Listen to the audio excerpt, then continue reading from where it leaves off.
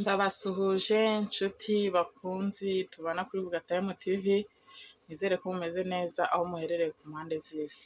Uyu munsi tugiye kuganira ku kamaro ka cantaloupe. Uru ni urubuto rwiza cyane. Abantu tumenyereye ko watermelon ariyo ituma umuntu aba hydrated, ngo ituma umuntu iyo ufite ikibazo cy'amazi bakubwira ko, cyangwa ufite ikibazo cyo kumagara bakubwira ko watermelon ari nziza. Ariko hari abantu usanga bakunda imbuto mu buryo butandukanye, ukaba ukunda iyi cantaloupe wenda watermelon utayikunda. Ni nk'uko umuntu umwe ashobora gukunda avoka, undi agakunda imyembe, cyangwa undi agakunda lemon, undi agakunda lime. Iyi cantaloupe ikintu ifasha rero, harimo vitamine C. Vitamine C nabwiye ko ifasha uruhu rwacu kurinda iminkanyari, kurinda kumagara. Hakabamo vitamine A ifasha amaso yacu. Hari igihe rimwe na rimwe usanga umuntu rimwe na rimwe agira ikibazo cy'amaso ari ukubera ko adakunda kurya imbuto cyangwa ibintu birimo vitamine A akaba atabyikoza. Njye nababwiye ku bintu bitwa vitamine A, ujya ukunda guhekenya karoti, ujya ukunda ibintu byose burya bisa oranje, haba higanjemo vitamine C, haba higanjemo vitamine A dukeneye ku ruhu n'amaso.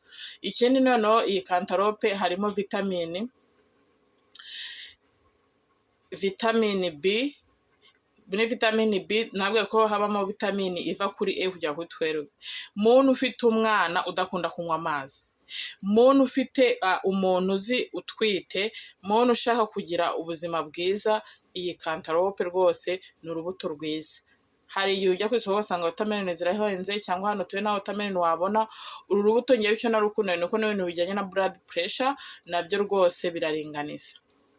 Hari abantu njya mbwira ati ushobora kuba utabonye imboga zihagije, ariko wabona imboga utari kuzibona ukabona imbuto. Uru rubuto rwose ruba rugiye rufite vitamini, kandi rukagenda rugira n'ibyo ruvura. Ku muntu ufite ikibazo rwose cy'uko afite blood pressure, cantaloupe yamuvura. Ku muntu ufite ikibazo cy'uruhu, uruhu rwe, nanjye mbere hari ukuntu nabonaga amavuta ntamfata, kandi umuntu akagira ngo wenda ngo arwaye uruhu, ariko ni ukubera ko ntunywa amazi. Kunywa amazi ntubishoboye, n'imbuto zibasha gutuma uruhu rumera neza, imbuto zifitemo gukora amazi mu mubiri bituma umera neza, nazo ntuzirye. Umva ndagushishikariza ko niba uru rubuto wumvaga, kandi ntabwo rubiha, rugira type ebyiri cyangwa eshatu, ariko ushobora kudakunda imwe type ugafata indi. Rero ndagira ngo nkubwire ngo uru rubuto nararukunze, iyo nsanze ruhendutse ndarugura, iyo nsanze ruhenze njya kureba kuri watermelon, ariko ndavuze ngo nta kuntu nakora ikiganiro mbabwire ubwiza bw'iyi cantaloupe. Ni nziza. Mbere najyaga mbona nkagira ngo ni ibihaza, nawe ushobora kuba ugira ngo ni ibihaza, ntabwo ari ibihaza.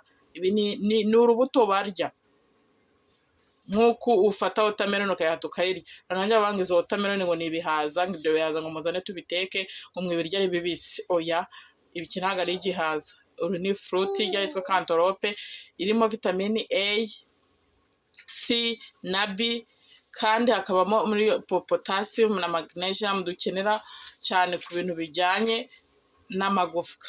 Noneho ikindi rero ku ruhu rwacu, uruhu ikintu cya mbere umuntu wese yitaho. Umuntu wese urumva ni nka kwa kundi ushobora kuvuga ngo wambaye ishati idafite ibifungo. Ni nka kwa kundi usanga rero umuntu afite uruhu ufite ikibazo ukabona ntacyo abyitayeho. Niba ufite uruhu rwawe wisiga amavuta ntagufate, ubona hariho imirongo, ubona rutameze neza, jya ukurikirana imbuto zirimo zifitemo kuba zagufasha kuba hydrated, zifitemo amazi. Uru rubuto rufite amazi, watermelon nayo ifasha amazi. Ni iki kiganiro cy'umunsi nari mfite gukora. Niba utarakoze subscribe kuri Vuga Time TV ubikore, nawe tubana umunsi ku munsi. Ndagushimiye umunsi ku munsi kuri Vuga Time, ndi kumwe namwe kuri Vuga Time TV, turi kumwe.